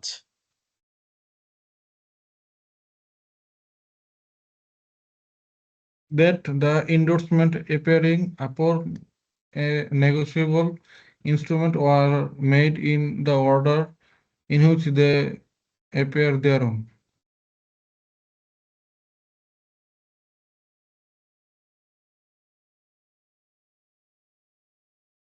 অর্থাৎ ইন অর্ডার মানে কি, যে আগে আসছে সে আগে পাবে, যে পরে আসছে সে পরে পাবে। তাহলে নেগোশিয়েবল ইনস্ট্রুমেন্ট আমি যদি এন্ডার্স করি, এ থেকে বি যায়, বি থেকে সি যায়, সি থেকে ডি যায়, এভাবে যতবার যাবে, হ্যাঁ, তো তারা ওই ধারাবাহিক ভাবেই যাবে। ধারাবাহিকতা। Number 6, That a negotiable instrument was duly stamped. Lost negotiable instrument. একটা নেগোশিয়েবল ইনস্ট্রুমেন্ট হারাই গেছে, তাহলে ধরে নিতে হবে যে এটা ডিউলি স্ট্যাম্প করা হয়েছে, অর্থাৎ এটা জেনুইন ছিল। হারাই গেছে বলেই এটা জেনুইন ছিল না, এই কথা বলা যাবে না। নাম্বার 7,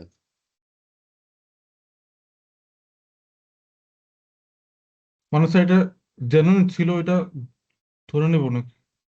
হ্যাঁ, মানে একটা নেগোশিয়েবল ইনস্ট্রুমেন্ট হারাই গেছে, তার মানে এটা না যে এটা স্ট্যাম্প করা হয় নাই। Yes.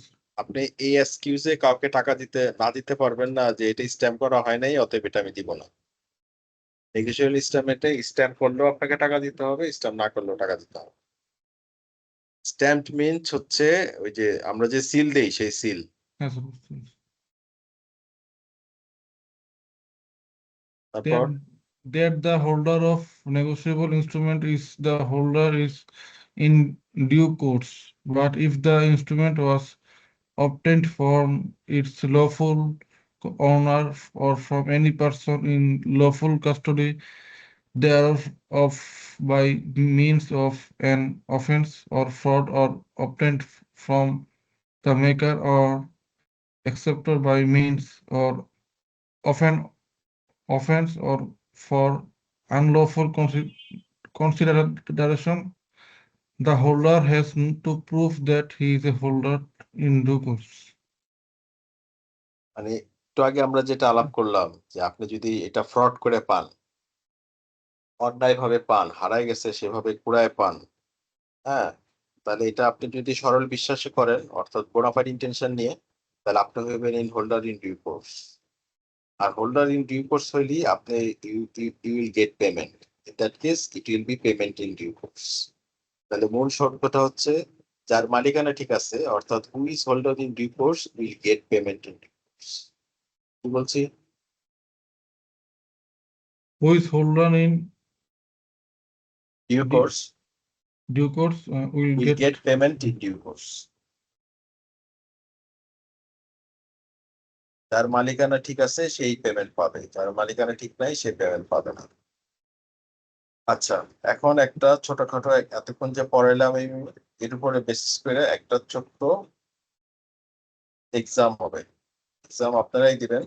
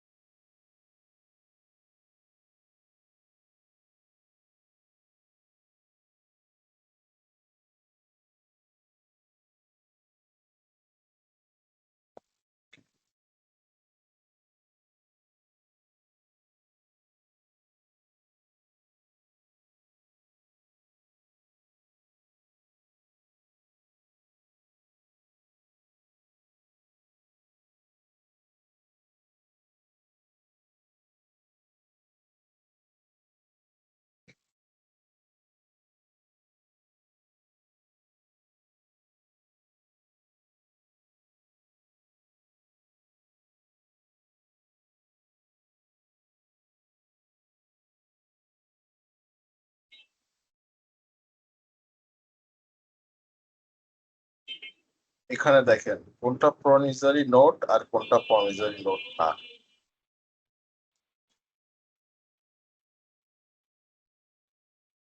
পারা যাবে?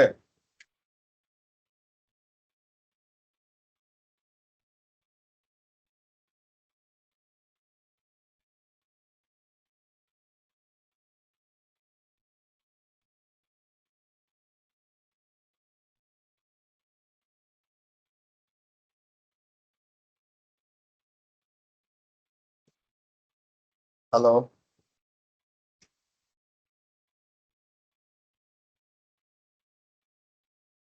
হ্যালো।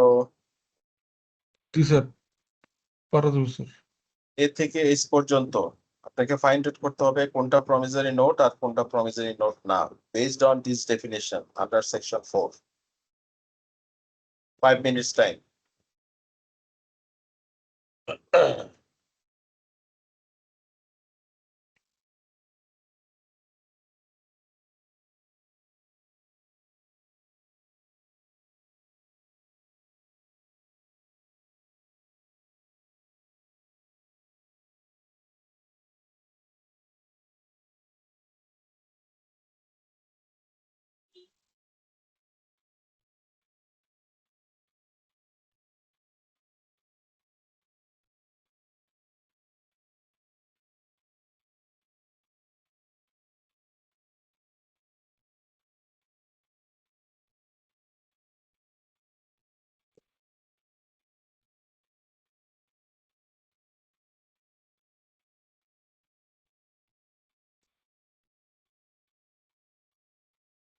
প্রমিসারি নোটের ডেফিনেশন পড়ে তারপরে এগুলিকে ভাগ করতে হবে যে whether it is promissory note or not.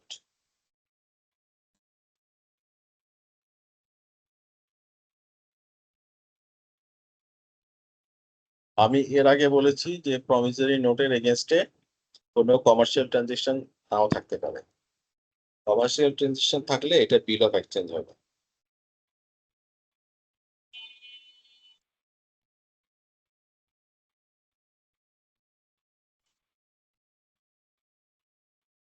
I promise to pay B or order টাকা 500. এটা মানে কি?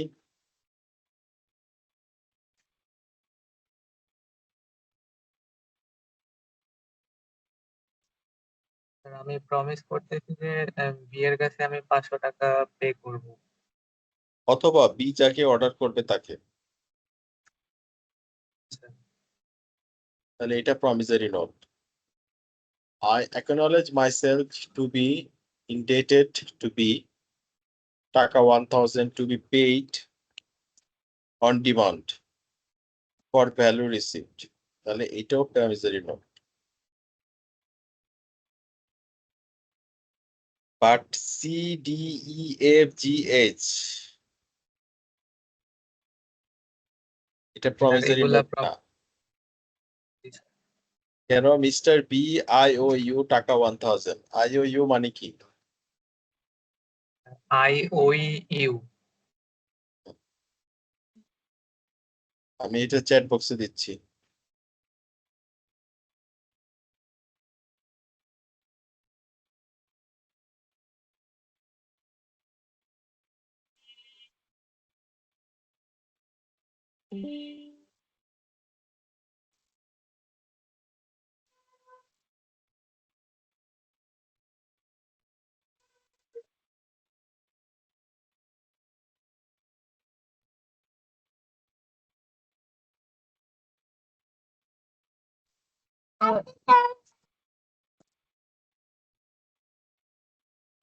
স্যার এটার মানে হচ্ছে ইউ আমার কাছ থেকে টাকা পায়।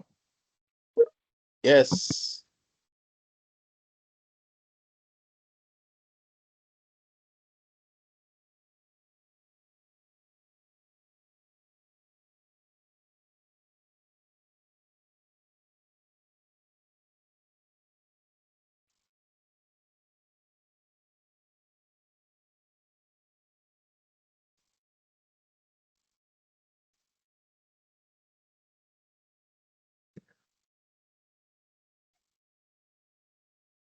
আমার দিয়া গেছে?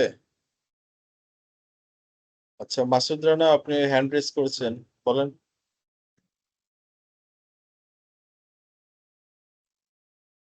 মাসুদ রানা,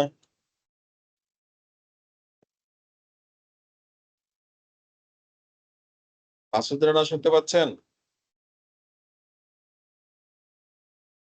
আবার চলে গেছে।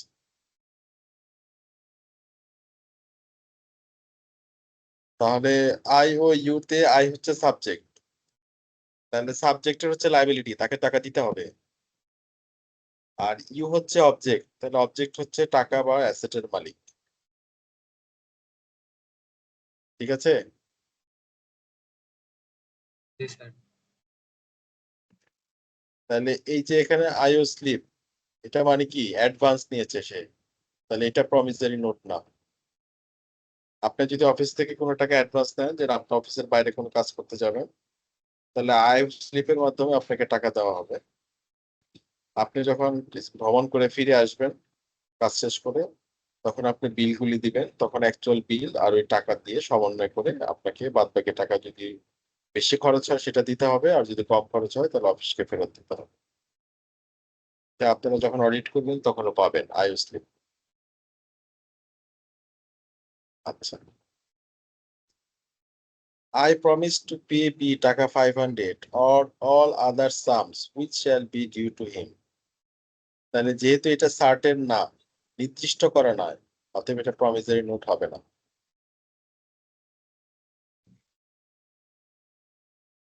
এই দেখেন যে এখানে দেখেন এই যে ফিক্সড লেখা আছে, ফিক্সড টাইম থাকতে হবে, সার্টেন সাম থাকতে হবে, মানিটা ফিক্সড হইতে হবে। ফিক্সড যদি না হয় তাহলে সেটা প্রমিসারি নোট না। বুঝা গেল? জি স্যার। এইবার ইতে আসেন, I promise to pay B টাকা 500, first deducting thereout of any money which is owe to me. তাহলে আমি বির কাছে পাই, বি আমার কাছে পায়, তাহলে আমি তাকে দিব যদি সে তার টাকা আগে আমাকে দেয়, তাহলে এটা হচ্ছে কন্ডিশনাল। এখানে কি আছে? আনকন্ডিশনাল। তাহলে যখন কন্ডিশন থাকবে তখন প্রমিসারি নোট হবে না। F, I promise to pay B টাকা 500 7 days after the marriage of C. তাহলে আর বিয়ের পর, এখন কবে বিয়ে হবে we do not know, uncertain. তাহলে এই যে এখানে ফিক্সড নাই, যেহেতু ফিক্সড নাই অতএব এটা প্রমিসারি নোট হবে না। I I promise to pay B টাকা 500 on D's death provided D leaves me enough to pay the sum. Uncertain, promissory note হবে না। Finally, H, I promise to pay B টাকা 500 and to deliver him a blank horse, my black horse on 1st January next. Condition, condition থাকলে, uncertain থাকলে promissory note হবে না। এই যে দেখেন, a promissory note is an instrument in writing containing an unconditional undertaking signed by the maker, pay or demand a fixed or determinable future time in certain sum of money only to the order in a certain person or to the bearer of the instrument. I, for example, easy money except, for example, I promise to pay B or order টাকা 1000. তাহলে fixed আছে, কে কাকে দিবে সেটাও জানা আছে, টাইমটাও জানা আছে। That's why it is a promissory note.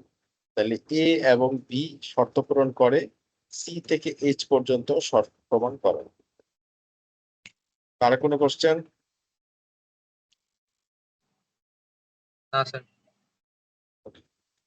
এরপরে আমরা আরেকটা এক্সারসাইজ করব।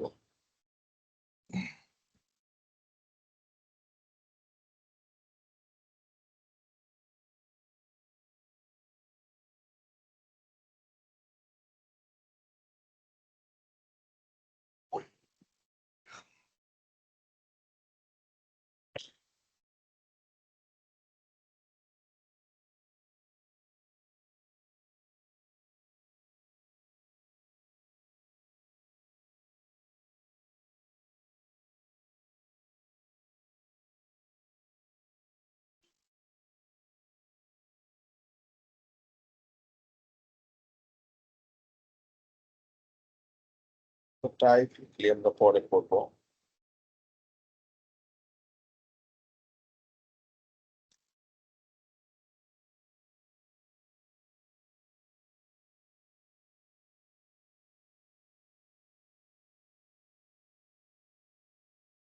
Who can be called drawer, drawee, payer, holder, and acceptor of bill of exchange?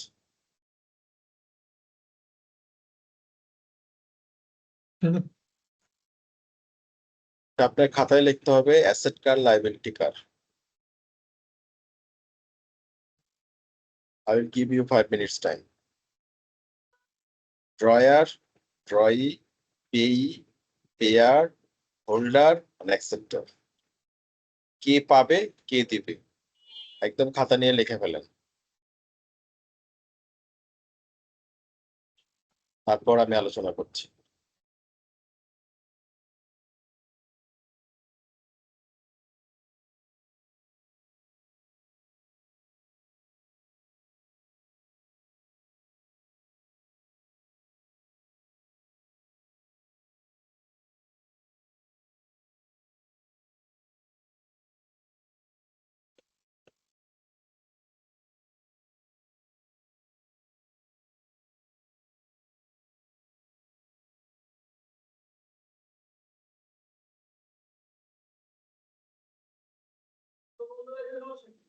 কি লিখছেন খাতায়?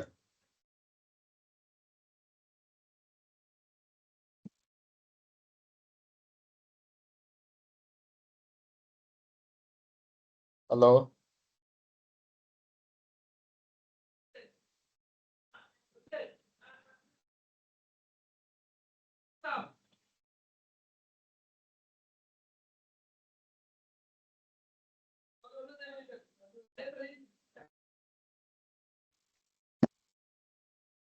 হ্যালো, কে পাবে আর কে দিবে শুধু Sir. এতটুকু লিখতে হবে। রাইট। দেখেন, drawer, the maker of the bill of exchange.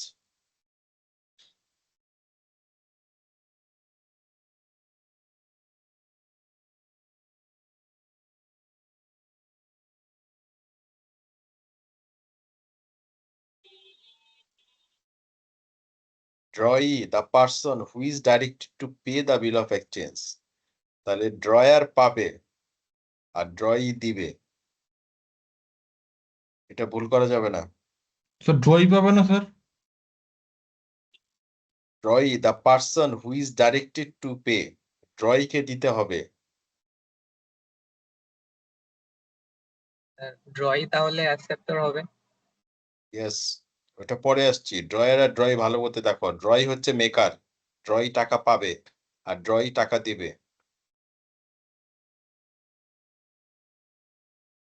পেয়ি, সেটা মানি রিসিভ করবে, আর পেয়ার, যে মানি পে করবে। তো ড্রই কি অ্যাকসেপ্ট করবে? ড্রই এটা পরের বিষয়, অ্যাকসেপ্টর আবার আলাদা জিনিস। তুমি ড্রয়ার টাকা পাবে আর ড্রয়ি টাকা দিবে, দুইটা পক্ষ লেখো।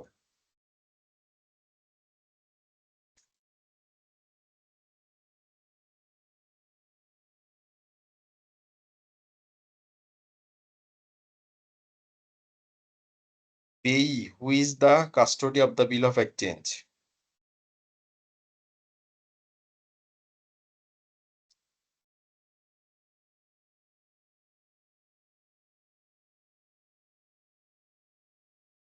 তাহলে পেই হচ্ছে the person who receive the money, আর পেয়ার হচ্ছে who pays the money. Holder, the payee who has the custody of the bill of exchange. Holder মানে তার মালিকানা আছে। Acceptor, acceptor হচ্ছে when the drawee accepts the bill, the drawee becomes the acceptor. তাহলে প্রথমে যা ড্রয়ি হইতে হবে, ড্রয়ি হয়ে তারপরে অ্যাকসেপ্টর হইতে হবে। এইগুলির একটাও ভুল করা যাবে না। স্যার পে আর হোল্ডারটা আরেকবার একটু বলবেন? হোল্ডার, হোল্ডার আর পে আর পে যে যার কাছে থাকে,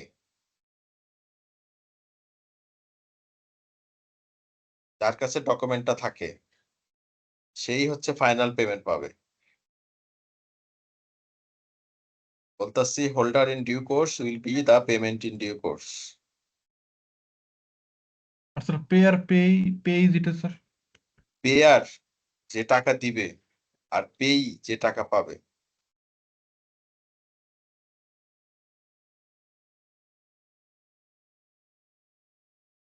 অ্যাকসেপ্টর সমান সমান ড্রই অ্যাকসেপ্ট করার পরে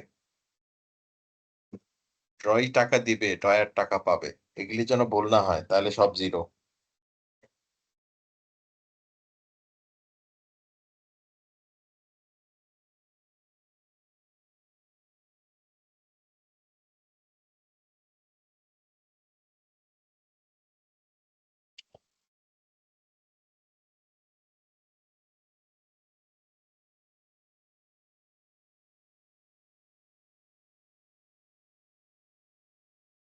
কি বোঝা গেছে?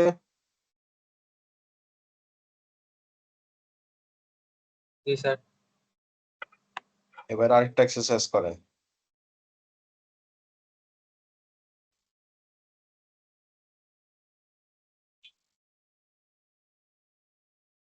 পক্ষ ভুল হইলে you will gate 0।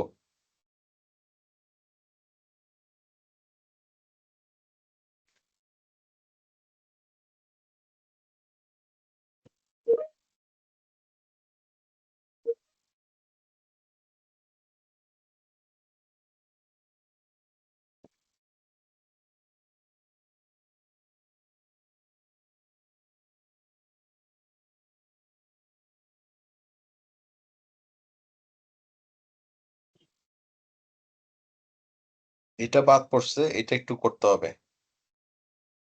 What is the acceptance for honour?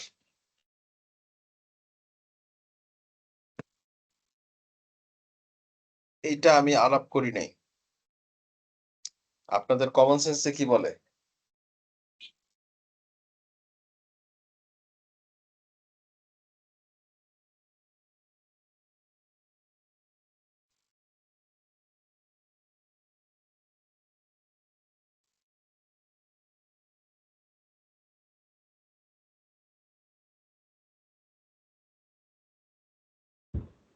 Sir কোশ্চেনটা একটু রিপিট করবেন? What is the acceptance for honour?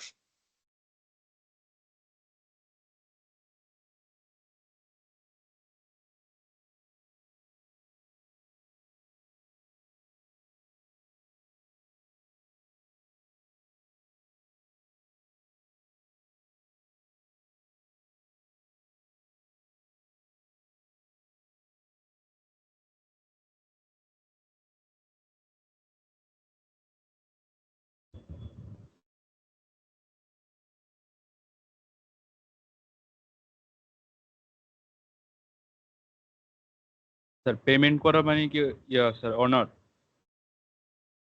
Acceptance for honour, এখানে পেমেন্টের সম্পর্ক নাই।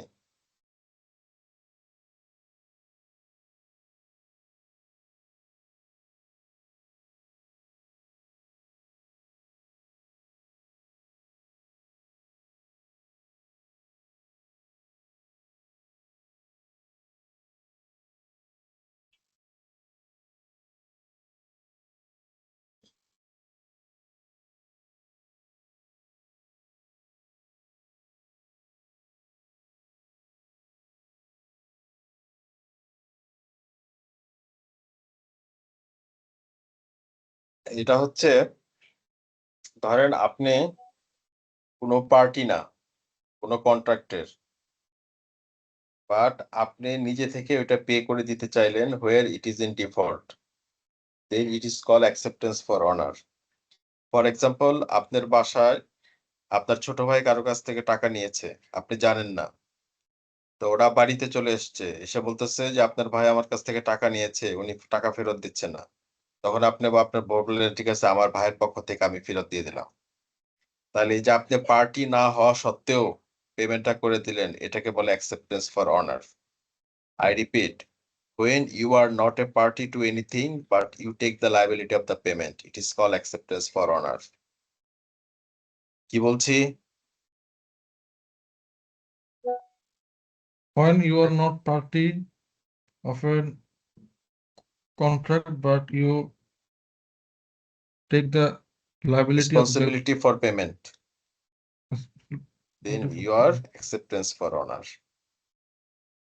আচ্ছা, আজকের মতো শেষ করি। কারো কোনো প্রশ্ন থাকলে বলেন। যতটুকু পড়াইছি আমরা স্যার, নেক্সট 2টা ক্লাস পাইলে নেগোশিয়েবল ইনস্ট্রুমেন্ট অ্যাক্ট শেষ করে দিব। তারপরে এক্সামে চলে যাব প্র্যাকটিস কোশ্চেনে। স্যার এই চ্যাপ্টার থেকে কি সিনারিও বেসড এক্সাম কোশ্চেন আসবে? আসতে পারে।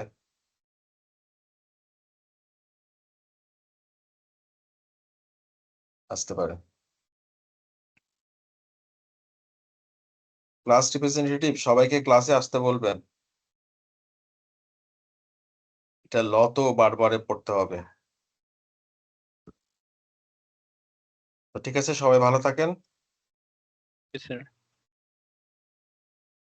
আসসালামু আলাইকুম স্যার। ওয়ালাইকুম আসসালাম। নেক্সট ক্লাসে দেখা হবে। আমি মামুনকে বলবো তাড়াতাড়ি ক্লাস দিতে।